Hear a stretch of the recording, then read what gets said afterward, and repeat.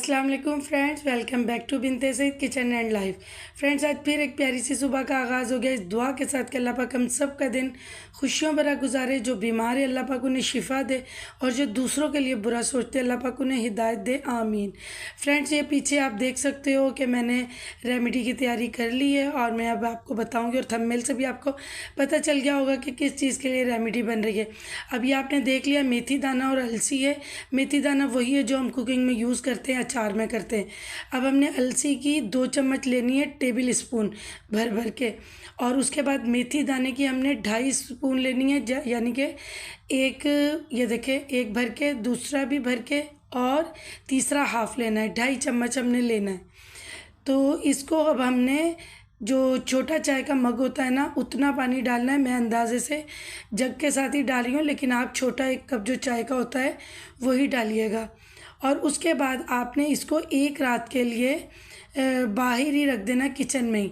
और आपने ये ध्यान रखना है कि सुबह जब आप उठें या जब भी आप 9 बजे तो आपने इसको उठा के 2 दिन और 2 रातों के लिए फ्रिज में रख देना है। और ये देखते रहिएगा कि इसके ऊपर जो फफूंदी टाइप आ जाता है वो ना आए।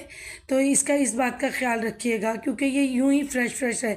अब ये देखिए, ये मैंने 3 दिन 3 रात भिगोने के बाद ये आप देखें माशाल्लाह कितना अच्छा ये मेथी दाना भी फूल गया और अलसी भी बिल्कुल नरम हुई हुई है।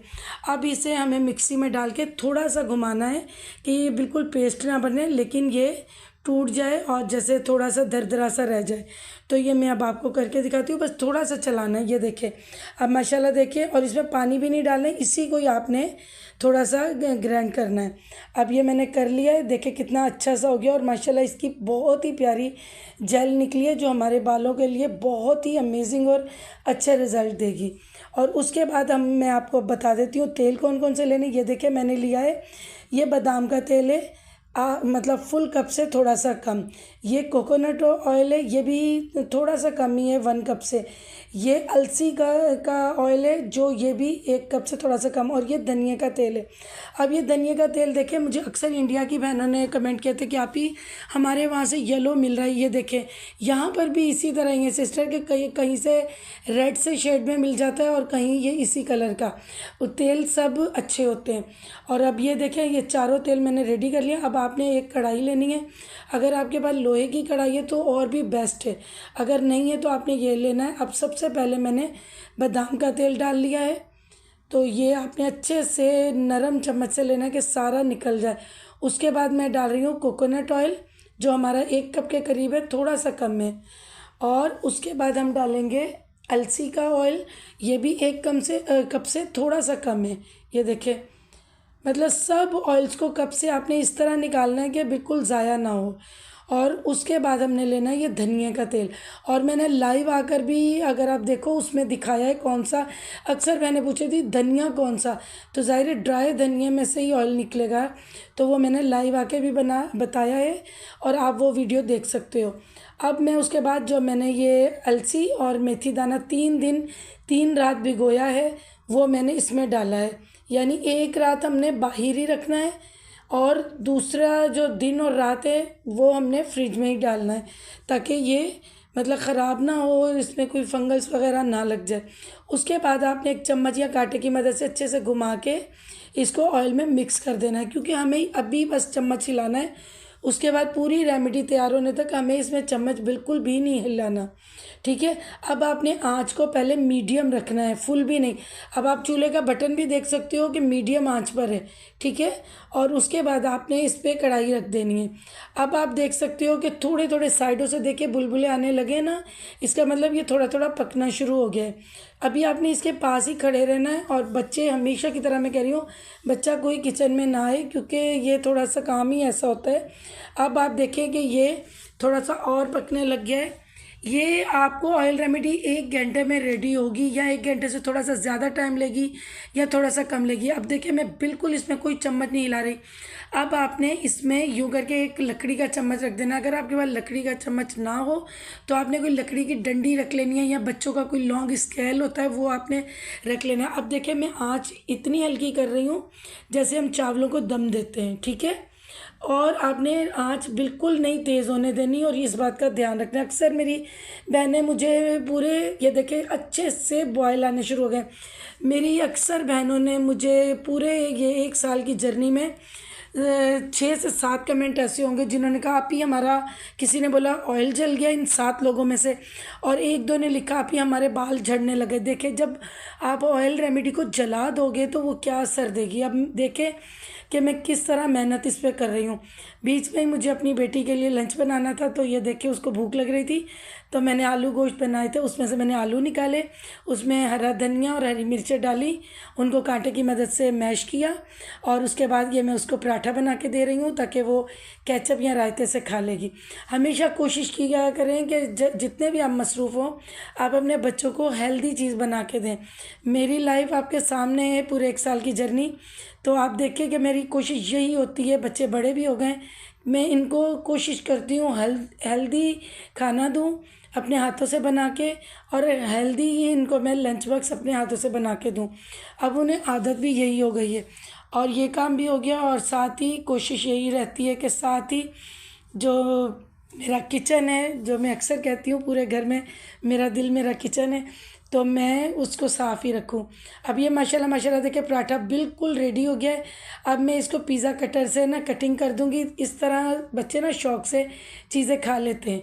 पीसीज होते हैं पता भी नहीं लगता है, और उनके अंदर ये सारी जो भी चीज़ बनाई जाती है वो खा लेते हैं, तो उनको फ़ायदा होता है। अब ये देखिए मैंने पिज़्ज़ा कटर से इसको इस तरह पिज़्ज़ा की तरह कट कर दिया।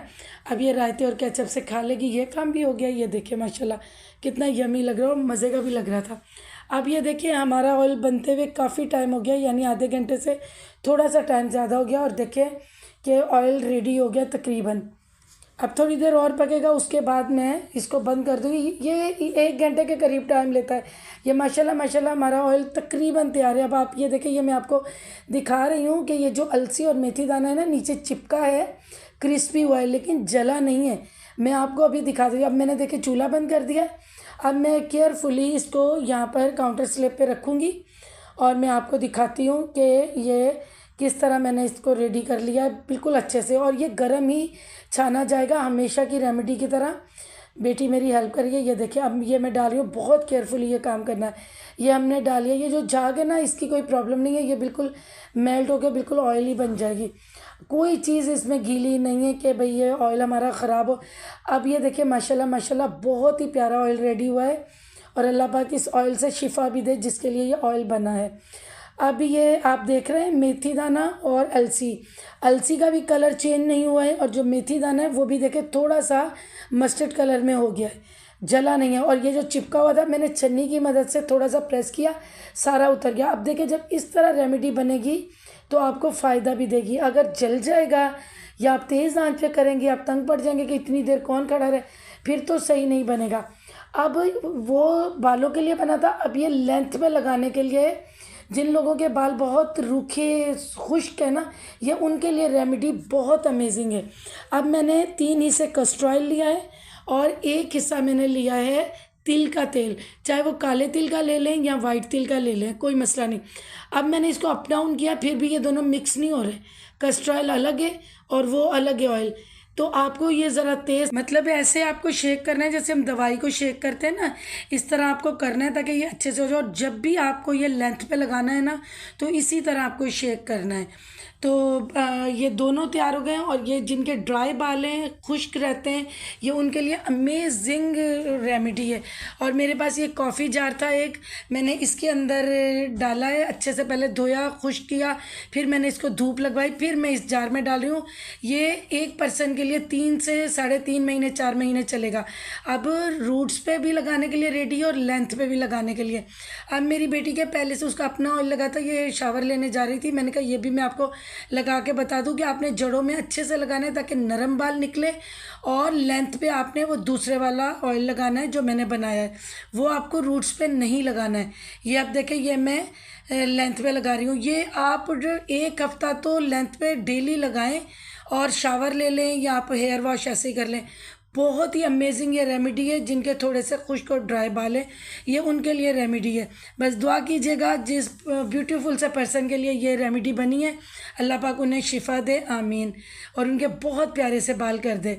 तो इसी तरह आपको ये रेमेडी बनानी है और इसी तरह यूज़ करनी है। और बनाने में आपने ख़ास ये ख्याल रखना है कि आपकी ऑयल रेमेडी बिल्कुल भी जले नहीं, और इसी तरह हल्की आंच पे आपने बनाना है। तो और जिसकी जो रेसिपी है वो भी मैं इंशाल्लाह आपके साथ शेयर करूँगी। और बहुत सारा प्यार और दुआएं आप सब के लिए। अल्लाह हाफिज़।